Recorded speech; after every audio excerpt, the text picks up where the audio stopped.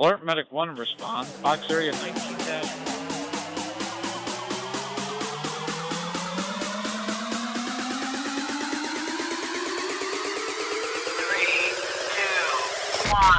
You're listening to the Alert Medic 1 podcast, the premier emergency medical services podcast with your hosts Mustafa Siddiq and Ken Sanner.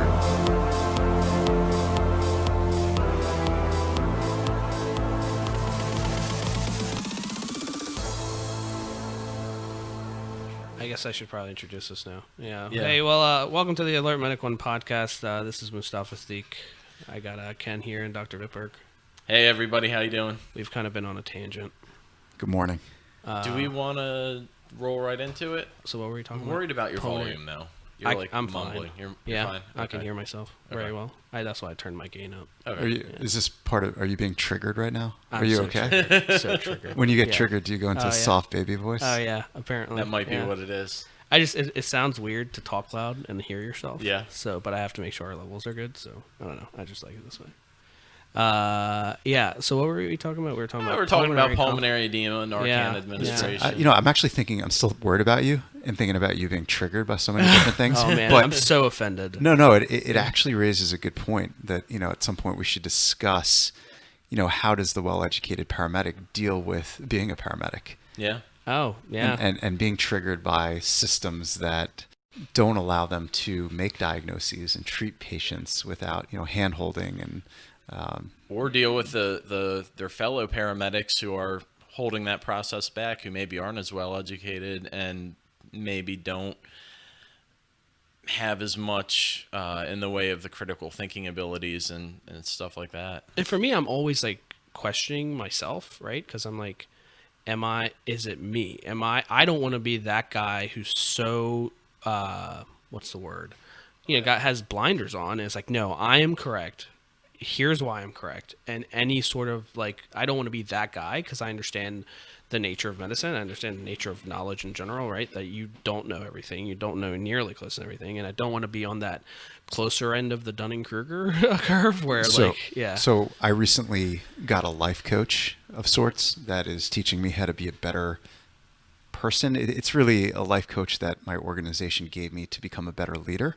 But he's a psychologist and he teaches me a lot about myself. And I'm in my 40s and nobody gave me a handbook on how to live life or think through, being a physician, being in stressful situations. A lot of this was you kind of figure it out.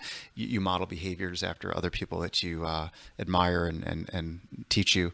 And one of the things he taught me about was the concept of harmonious passion. So you can have passion and you can be very passionate about being right and, making EMS education great. But that passion can kind of take a negative tilt and you can drive yourself crazy. And it's really understanding how to be harmonious with your passion and harmonious with other people around you, being harmonious with the paramedic who just has never read an article since graduating paramedic school. So it's really about positive thinking. And that's kind of what this guy has been teaching me. I'm not sure if I'm getting brainwashed or hypnotized, but it seems to be working. But I used to be the same way. I mean, even in the hospital setting, I would get angry when, I'd have like a workup done in the ER that was just odd or off. And then they come upstairs and be like, oh my God, why weren't they thinking about X, Y, or Z? And, there's a way to twist that and, use your energy continue to affect positive things, much the way you're doing with this podcast. Well, I think, the power of positive thinking is a very real thing. When you look at kind of the way that works, we can't change the things that happen, but we do create our own reality. We do change how we respond to things. And in that sense, we really do create our own reality. And when you think positively, I think you really set yourself up to see opportunities and kind of the better side of a situation that you may not if you're thinking negatively. You'll hear a lot of people talk about you can kind of will yourself into what you want in life, and I think that comes from positive thinking. And that's not that thinking positively actually changes the objective reality of the situation, but it just changes your mindset and it changes your ability to get yourself where you want to be. It's not just about yourself, though, because the power of positive thinking, let's just think about the fire service. This is completely applicable to the hospital setting as well, the fire service, EMS.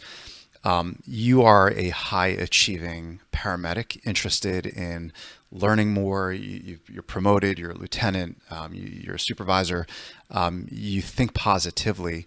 And if during the course of any shift, you positively influence one or two people and you draw them out of the third of folks that are kind of in the middle of your organization who kind of come into work, they follow the protocols, they do a decent job. If you positively influence one or two of those people, that effect is going to arborize. They're going to become positive. They're going to affect 2 to 4 more people. So, what I've been taught is, you have about a third of people at the bottom of the organization that are toxic. And like, I can't believe we do this. I can't believe I have to do this. I can't believe, we can't do anything. We don't have that medication. And a third of people just kind of show up to work, do a decent job. And then, a third or less than a third at the top are really achievers and really bent on making an organization great. And so the power of positive thinking, I think, is most important for people like you at the top of an organization to reach into that middle bucket, because when you start getting into that middle bucket, you start increasing the amount of people that are interested in making a system great. And then what happens by default is that bottom third who are just toxic realize it's time to get on the bus or get out of here. That look at all these people kind of really bent on making this organization great, doing a good job.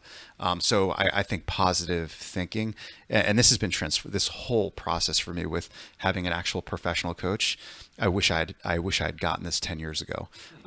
But just learning about the concept of positive thinking and learning how to think positively and frame things during the course of my day in a positive way, to me has lowered my stress level, maybe got rid of any kind of depression I was having about work, exacerbated by shifting between days and nights, which so many of us do. So I think that it would be a great idea to talk about this a little bit more and share this with some of our EMS colleagues. Imagine how much of a positive, just from what he just said, imagine how positively that could affect your average paramedic. Oh, absolutely. It's huge. There's another podcast that I listen to a lot that touches on this topic. And some of the little things that, one thing I've picked up from that, and I don't know if this is something maybe your life coach has said, when you wake up in the morning, the first thing you should do is just think of 3 things you're grateful for that you have, 3 things that are positive in your life. And it can be as simple as, I'm grateful that when I get out of bed and put my feet on the floor, there's carpet there and it's not a cold floor. And it can be that simple to, being something as big as, I'm grateful for my kids, my career, my house, stuff like that. But when you start off on a positive foot, everything in your day is really, defined through that lens when you choose to look at things positively. The thing that goes hand in hand with that I learned is that you have to understand what your values are, what your personal values are. So it's really interesting. I'm 43. I think I know who I am. I think I know what my values are. I think I know what I'm passionate about, but I don't know that I ever put it on paper or spoke about it explicitly with somebody. What are my core values? What am I passionate about? And so I think I know some of your passions and some of your values, but I think you actually have to say them out loud. And you have to write them down, and then you have to take all of your energy and redistribute it from that negative, God, I don't know if it's me, if I'm crazy, if I'm operating with blinders on, and completely redirect that into the positive realm of, okay, this is how strongly I feel about the fact that I as a paramedic need X, Y, and Z to do my job, and how am I going to make it happen? Or how am I going to make the next person, more successful? And the other thing I think about all the time with EMS is, we all see this, how much energy is exerted by our colleagues saying, I can't believe this, or I don't have this tool. And imagine if you could just harness all of that energy and redirect people to, come to a protocol meeting, write to or call your state medical director, go to your local jurisdictional medical director, set up an appointment with them. Talk about it. Tell them get a group of your colleagues together who say, why can't we do drug facilitated intubation? And here's why. I'm going to show you 10 recent calls that I went on where I spoke to the ER physician and they told me, God, if you had drug facilitated intubation, you should have used it in this situation. So I am a firm believer now in the power of positivity. The crazy thing is my wife actually, she thought I had a stroke because after I started talking to somebody, and this is a whole nother tangent we can go to, is the importance of actually talking to people about these things. Reading a blog, reading a self-help book. I've done those things before I actually started started talking to a real live human being. There's something very powerful about the human interaction and talking these things through. And it doesn't actually have to be, so for people in your organization, whatever county or city you work in, it doesn't have to be a professional coach. You can go to a professional coach and you can kind of learn the better way. And then once you learn those skills, you can share those with other people. But I think it has to start with somebody that knows what they're talking about and understands how to teach another human the power of positive thinking. That's so that's awesome. So it's funny you bring that up. So I little personal blip it on me. So I was diagnosed with ADD in 2011. And at that point, I was just like, no, I'm not going to do anything about it. And finally got to the point where I was like, no, I got to do something. And I went and saw a psychiatrist. That was one of my brother's personal friends. And I needed we got the ADD taken care of. But now she's turned into pretty much a therapist, right? And she's a physician. And I remember I had a really bad call where I felt that there was a negative outcome because of an action that I failed at. And just talking to someone, sitting down and talking to someone, right? It's insane how that helps with the process of not only, the failure at that point, but or the perception of failure, but the, how it helped. I can't say it any better than you did. It's so important to be able to talk to somebody like that. So I recently saw a social media post regarding, so there was a fire officer that died in one of our local jurisdictions that I'm sure we all know. And I was scrolling through all the kind of memorials and all the posts, and there was one post written by an EMS provider who said that they had talked to this officer countless times, but it was always very dry, job-related conversation. And that person wished they had actually just had a casual conversation with that person after seeing how much other people valued his mentorship and his life advice and so that speaks to kind of the importance of having people to confide in and speak to in these stressful jobs that we do on a day-to-day basis. The other thing I would say, you're really, really lucky, and it's probably because you're well educated and have somewhat good connections and probably have a good supportive family and network of friends, that you were able to find a mental health clinician to go to talk to. I got to tell you something. I'm a doctor. I've been a doctor since 2001. I went through a series of events in work about a year ago where I was getting burnt out. I had signs of depression, and I knew there was something wrong with me. My wife was like, you need to go talk to somebody. People in my organization were telling me, you got to get your act together, because they weren't really understanding that this was fueled by depression, burnout. I struggled with good, platinum insurance, finding somebody to go to talk to.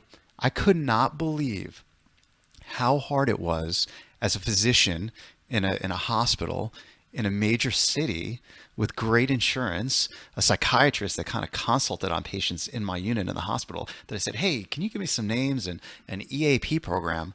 I could not believe how challenging it was to find somebody to go speak to, a mental health provider.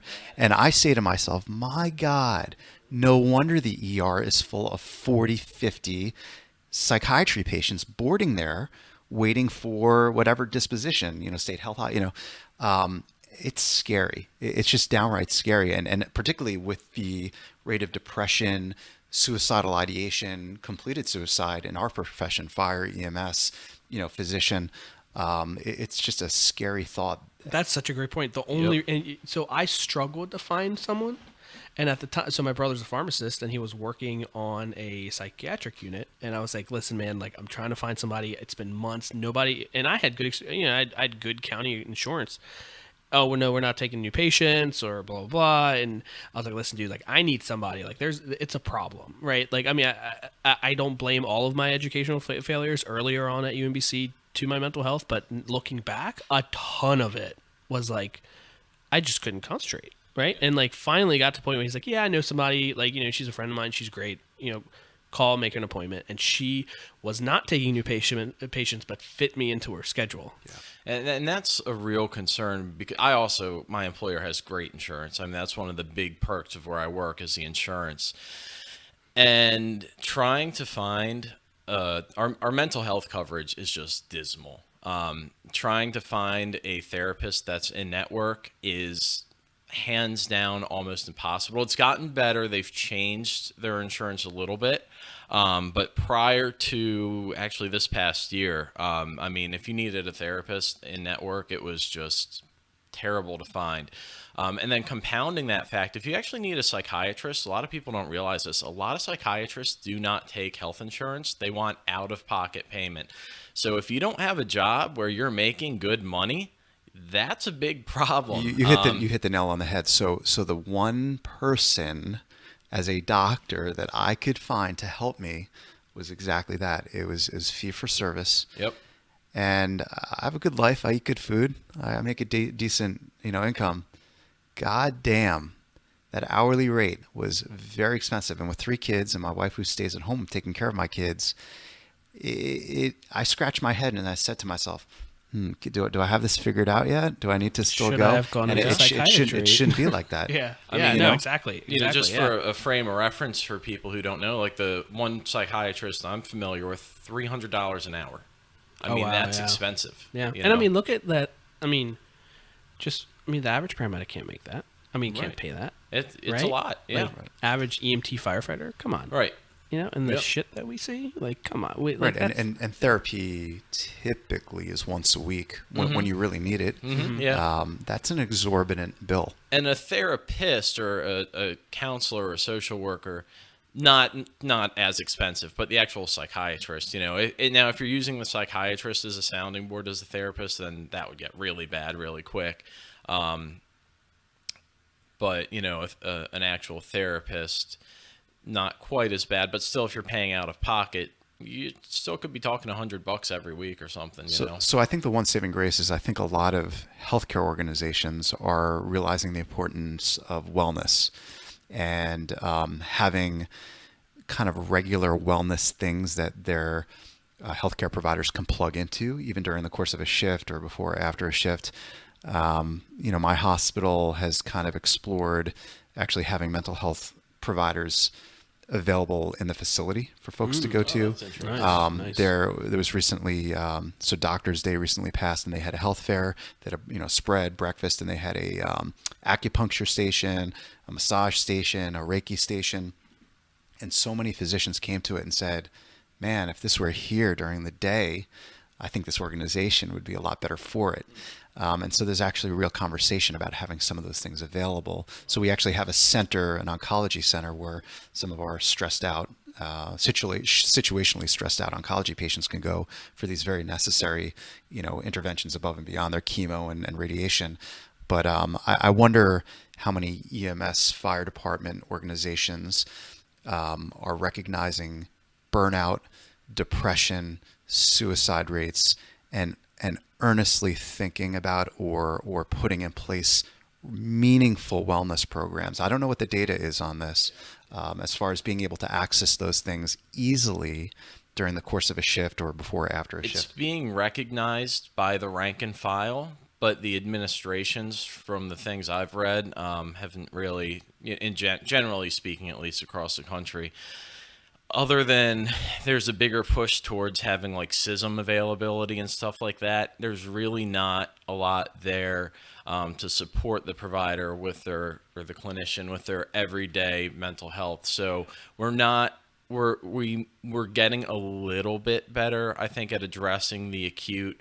I just had a 2-year-old run down by a car, but we're not, as an organization, as a system, doing good with addressing the PTSD, the burnout, the depression, the anxieties, stuff like this that we see with people. I don't think there's a lot of support there, at least not around here that I've seen, not that I've seen online with articles and stuff. We're moving in the right direction, but we're not there yet. There are starting to be some centers. There's a center here in Maryland, the Firefighter Center of Excellence or something like that, which offers support. There's a place up in Haverty Grace that does the same kind of thing with addiction, but we're really not there yet. One of the articles I wrote for the website, when you look at the rates of, for example, post-traumatic stress disorder in EMS, it really truly rivals that seen in combat veterans. And I'm not trying to draw parallels between what we see and what happens in combat. Obviously, very, very different things. I'm certainly not trying to make it sound like, EMS is as bad as doing a tour in Iraq, because it's not, it's not the same thing. I'm not saying there is any kind of an equivalency, but what I am saying is we are seeing really terrible things, and it's affecting the people that work in this field, and it's a real problem, and it's a problem we're not doing a great job of dealing with right now. I think we were something that I've been really not surprised with, but maybe impressed with, is within the rank and file. I feel like, at least in my social circles, when something does happen, we know that it's a problem, right? We know that there needs to do something to be done. But I agree with you. I think we're still, our organizations are still very reactionary with the CISM and stuff, which I'm not saying that stuff's bad, but we really need to take a proactive approach to what you said, wellness, right? What Dr. Wittberg said, I don't want to say holistic, but a provider wellness approach that maybe it develops a culture that allows for wellness before these incidents happen, and then also have the reactionary tools when critical incidents happen. Yeah, well, I do think there is a bit of a culture shift going on. I mean, I can tell you 10 or 15 years ago, if somebody said, oh, I have PTSD because of the job, people kind of laughed at it, and they're like, oh, you don't belong in this field, blah, blah, blah, this isn't the place for you. That's kind of changed a little bit. I don't hear that kind of response as much. I hear more people being open about it, though a lot of people are still in the mental health closet. More people are open about it, and it's discussed more as a serious issue. Both, and I've heard that both on the supervisory level and the field level, where people are more willing to at least acknowledge that, hey, this is a legitimate issue. Even if not everybody's totally open and talking about it, it's at least mental health is not something that's being ridiculed as much as it was. And I think you're right. Wellness is where it starts, and we really need to focus on the things that keep ourselves mentally well. And that's a lot of things, as simple as eating right and working out. Those are really good, solid ways to start. Having a confidant, having someone you can talk to, whether it's an actual therapist, which probably every really busy paramedic probably needs a good therapist, right?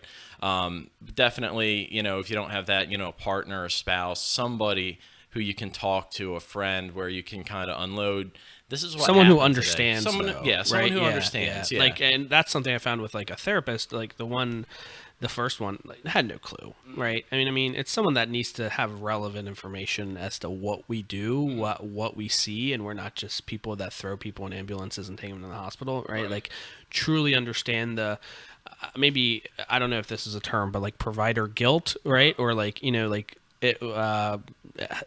understanding the thought process that we go through and why we feel the things that we feel with success or failure. And I think that is good. That's definitely helpful. But I do also think that you can have success with a therapist who maybe does not have that EMS or public safety or healthcare kind of background. If they understand kind of the nature of trauma and the nature of, like you said, guilt, survivor's guilt, stuff like that, I think that those are still applicable skills that they can bring to the table and kind of help debrief somebody after a bad incident. The last thing I would say, and another kind of tangential conversation that we should have at some point, is there's a complete overlap between what we're talking about right now with regard to mindfulness, resiliency, so highly reliable healthcare organizations, which every EMS organization should strive to be, kind of some of the tenets of high reliability are proactivity, detecting where things are going to go bad before they go bad. And with that, I would consider, proactive stance on providing mental health and wellness for, paramedics, firefighters, mindfulness, resiliency. And then part and parcel in that is also shifting from a blame culture to a just culture. And that's something we can probably spend another hour easily talking about. And I've seen a lot of even local fire departments and EMS agencies starting to learn about what just culture is and how to get away from blaming people and really looking at the system and how do we make the system better and make everybody in the system more successful. This is also interrelated. Good stuff. Part of my previous life, I was in pharmacy, and they sent me down to Bogota, Colombia to lecture on like pharmacy technician stuff because they were trying to start a program there. And the big thing that Hopkins wanted me to push was the just culture stuff. They're like, understanding the system, the nature of like latent system issues that are causing failures versus active negligence and stuff like that, and Reckless being able behavior to versus system being problems. able to delineate, right? And also, how do we rehabilitate, right? How do we not, don't blame the person unless they're negligent, how to fix the system to have the most successful outcome. And tying that into mental health, though, we will typically, because of the culture of the fire service, of which the EMS service is often part of, we will often blame an individual's weakness or inability to deal with it as their personal failure. Whereas as a system, we have not given our providers the tools to be successful in this stressful environment. And that makes it so difficult for somebody with one of these problems to recover from it, when they have some sort of an issue like PTSD and they're constantly being fed from around them, well, it's your fault. It's because you're not strong enough. You're not good enough to do this job. That's a difficult thing to come back from. And that also feeds into one of the other articles you wrote about substance abuse in EMS, right? Yep. Like coping mechanisms, right? Well, let's finish this one up for now. Okay. Thank you guys for listening in. This is, I guess we can call it an editorial post, or something else. Well, a lot of things were discussed. Thank you for listening in. Please be sure to give us a like on whichever podcast program you use to listen to us. Please take a look at our website, alertmedic1.com. Give us a like on Facebook. Follow us on Twitter. Anything else? No, I think that's it. Cool. No, I love the soft voice. Yeah, I know. It's really nice. It's sweet. It's very soothing. I know. Maybe I should go into like the video. Not the what's it? The What com kind of videos are you doing the with your com soft apps. voice? Yeah, I know the com apps that help people go to bed. What are the maybe we should do some ASMR podcasts where we just trigger people with soft voices. Oh yeah. Oh god. and rubbing the That microphone. might, dude. I don't know, man. I don't want any EMS clinicians listening to this in an ambulance. And okay. Thanks, you guys. That's all for now. All right. Thanks, everybody. You've been listening to the Alert Medic One podcast, the premier emergency medical services podcast with your hosts Mustafa Siddiq and Ken Sanner.